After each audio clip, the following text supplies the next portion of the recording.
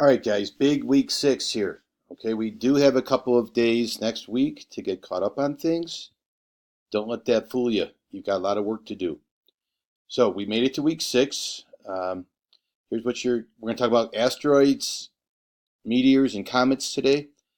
And my goal is that you know which are the largest in general, most of the time.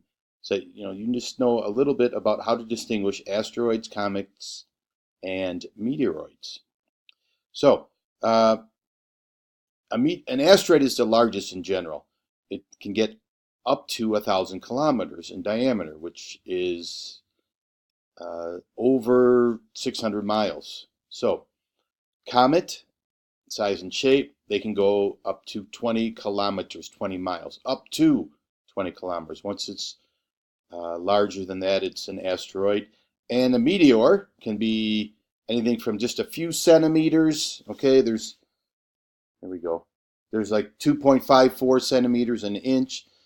So you can imagine it could just be a few inches, just a little pebble, up to a few meters, which could be closer to like say 3 meters is comparable to roughly 10 feet. Okay, so those can do some damage too. So read about the meteors here that I have. A quick tip to remember is they're in alphabetical order as far as size, with A being the first one. Asteroids is the largest, then comets, then meteors. Okay. Um, 2 discussion posts. So guys, really hit both discussion posts. Quick 10 points. All right. The first discussion post, so some of you have already done. Um, if we should have a defense system for meteors where we could shoot them down. The second one is giving examples of objects of the same sizes on Earth of an asteroid, a comet, and a meteor, just to give you an idea of what it would be like if something like that was to crash into the Earth. So click on both those discussion posts, get yourself an easy 20 points there. Then there's a quick video to watch about the differences that will help you. There's no assignment directly tied to that video, but it's a really good short video, about 3 minutes, good explanation. Then there's an assignment next with the quiz attached directly to it.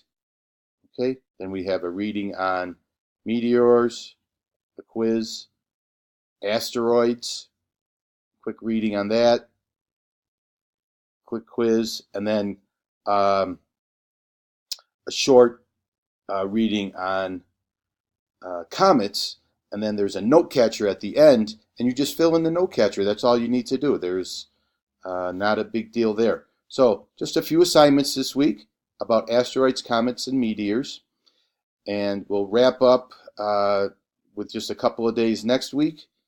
I think we have 4 days next week, so it'll be a good catch-up week. Not much new material next week.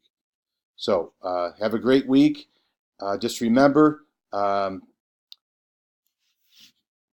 don't get dismayed with any of your classes. Okay, you can get this done. When you consider that there's a lot of teachers to help you. If you're 100% online, I'm always available to help you.